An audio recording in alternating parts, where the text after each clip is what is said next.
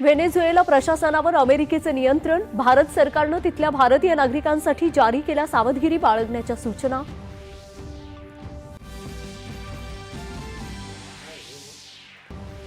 व्हेनेझुएलावरच्या अमेरिकी हल्ल्याबाबत चर्चा करण्यासाठी संयुक्त राष्ट्र सुरक्षा परिषदेने उद्या बोलावली तातडीची बैठक.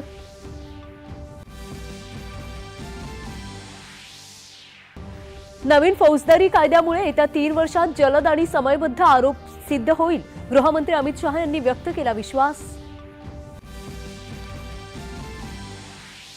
राज्यातल्या 29 महानगरपालिकांच्या निवडणुकीसाठी निवडणूक चिन्हाचं वाटप आणि अंतिम उमेदवार यादी जाहीर, एकूण 15,931 उमेदवार रिंगणात. मुंबई महापालिका निवडणुकीसाठी महायुतीच्या प्रचाराचा शुभारंभ, मुंबईकरांचे जीवन बदलवण्याचं वचन देत विकास कामांना स्थगिती देणाऱ्यांना मुंबईकर धडा शिकवतील, मुख्यमंत्री. उद्धव ठाकरेंनी अनेक वर्ष सत्ता उपभोगून मुंबई महापालिकेची तिजोरी लुटली असा घणाघात करत मुंबईला भ्रष्टाचाराच्या विळख्यातून सोडवण्याची शिवसेना नेते एकनाथ शिंदे यांची ग्वाही. पुणे महापालिकेत अनेक वर्ष सत्ता असूनही भाजपानं पुण्याचा विकास केला नाही, राष्ट्रवादी काँग्रेसचे अध्यक्ष अजित पवार यांची टीका.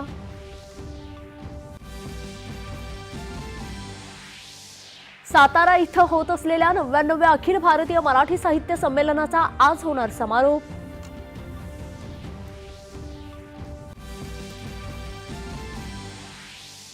वाराणसी इथल्या 72व्या राष्ट्रीय व्हॉलीबॉल स्पर्धेचं आज पंतप्रधान नरेंद्र मोदी यांच्या हस्ते आभासी पद्धतीनं होणार उद्घाटन.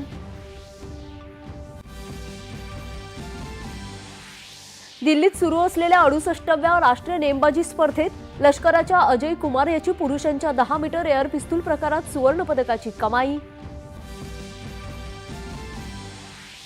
आणि उत्तर भारतात येत्या 9 तारखेपर्यंत तीव्र शीतलहर आणि दाट धुकं राहण्याचा अंदाज, रेड अलर्ट जारी. नमस्कार.